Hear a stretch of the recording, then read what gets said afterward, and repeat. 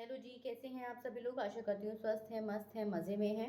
तो हम अपनी गाड़ी लेकर निकल पड़े हैं सिल्क की साड़ी लेने, जो कि कोयम्बटूर से थोड़ी दूरी पे हम गए थे। जो एक सिरुमुगाई करके एक डिस्ट्रिक्ट है जो कि पॉपुलर है अपनी सिल्क साड़ियों के लिए।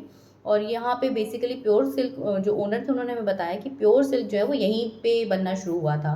ये है वी मुत्तुस्वामी सिल्क उनकी शॉप, और इन्हीं के यहाँ से मैंने साड़ियाँ ली हैं। बहुत ही ज़्यादा वैरायटी थी इनके यहाँ साड़ियों की, और इतने अच्छे से इन्होंने डील किया। बहुत प्यारी प्यारी साड़ियाँ इन्होंने मुझे दिखाई, मुझे बहुत सारी पसंद आई, इतनी सारी कि पैसे ख़त्म हो जाए, बस आप मतलब आपको साड़ी अच्छी लगना ख़त्म ना हो। बहुत अच्छा कलेक्शन था इनका, और इन्होंने मुझे डिस्काउंट भी दिया।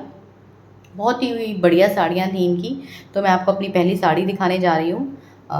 इससे पहले मैं आपको एक चीज़ और बताऊँगी कि ये जो सिल्क साड़ी, ये मुझे वहाँ के ओनर ने बताया कि प्योर सिल्क और कांजीवरम सिल्क में जो डिफरेंस होता है वो सिर्फ इतना सा होता है, तो सबका थ्रेड वर्क सेम होता है, बस उसमें जो होता है वेट होता है। जैसे जो कांजीवरम सिल्क होती है वो कम से कम 900 ग्राम से 1000 ग्राम इससे ऊपर ही आती है, और ये 400-500 ग्राम वाली साड़ियाँ थी।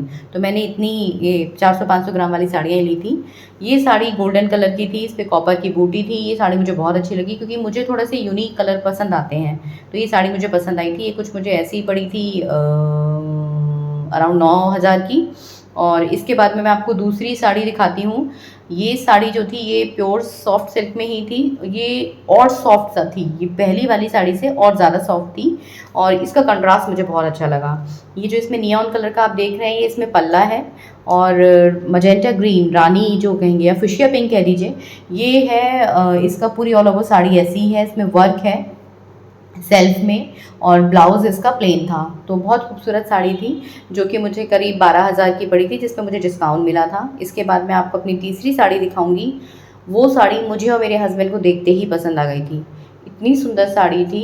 और वहाँ पे ना एक्चुअली सब लोग साउथ इंडियन ही बोलना जानते हैं, तमिल तमिल ही बोलते हैं। तो स्टाफ को थोड़ी प्रॉब्लम हो रही थी, तो बाद में ओनर ने आके हमें साड़ी दिखाई थी, क्योंकि वो इंग्लिश हमारी समझ पा रहे थे।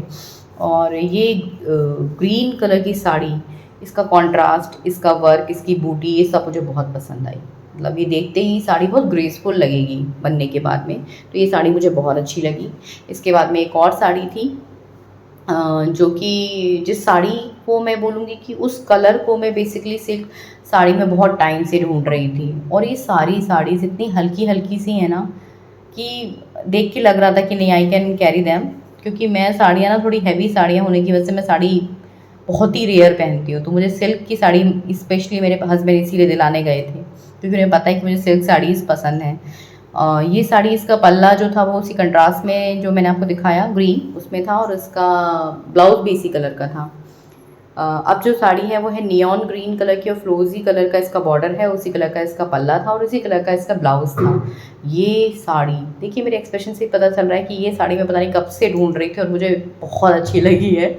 और ये मुझे देखते एक बार में पसंद आ गई थी। ये साड़ी कुछ 14,000 की थी। ये साड़ी सबसे अच्छी लगी मुझे, इतनी खूबसूरत साड़ी थी ना। मतलब थोड़ा अगर किसी का फेयर कॉम्प्लेक्शन है तो वो इस कलर को डेफिनेटली सिल्क कलेक्शन में अपने रखना चाहेगा, और मुझे बहुत अच्छी लगी है। एक और साड़ी मुझे बहुत अच्छी लगी थी, येलो, पेल येलो कलर की थी। बट वो मेरे हस्बैंड को समवेयर ऐसा लगा कि कहीं ऐसा ना हो कि कहीं पे अगर तुम जाओ तो बस यही ये दिखे। फिर बहुत लाउड एक्चुअली था उसका कलर, पर वो लाउडनेस भी ना कई बार आपको अच्छी लगती है, तो वो मुझे अच्छी लग रही थी। बट फिर भी मैंने छोड़ दी इसलिए क्योंकि हस्बैंड को बहुत ज़्यादा पसंद नहीं आई थी। उसके बाद हम वहाँ से चल दिए थे, और ये मैं आपको दिखाती हूँ रास्ते की खूबसूरती। वहाँ पे ये मंदिर स्पेशली आपके साथ शेयर करने का एक बहुत बड़ा रीज़न ये था कि मैं बताना चाहती हूँ, यहाँ पे जितना मैंने देखा, हर मंदिर के ऊपर ना कुछ दूत से बैठे होते हैं। दूत कह लीजिए, या सेवक कह लीजिए, या कभी कभी किसी किसी मंदिर पे आपको राक्षस के से भी स्कल्पचर्स मिलेंगे। यहाँ पे सारे मंदिरों पे ऐसा होता है। और ये जो वीडियो है ना, इसमें मैंने आपके साथ में शेयर की है वो रास्ता, जहाँ से आप अगर निकल के जाओ तो आपको रास्ते की थकान महसूस ही नहीं हो। पहाड़, हवा, सब इतना खूबसूरत था ना। मैं जब से यहाँ पे आई हूँ ना, मुझे स्वेटिंग नहीं हुई है, ट्रस्ट मी। मतलब दिल्ली एनसीआर से आने के बाद में ना, यहाँ पे पता चलता है कि नेचर होना और नेचर के पास में होने की जो ब्यूटी होती है वो क्या होती है।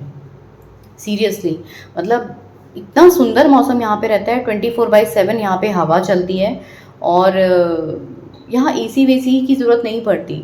चलिए अब आज्ञा लेते हैं, मिलते हैं अगले ब्लॉग में। किसी नई जगह के साथ में। Bye bye, take care.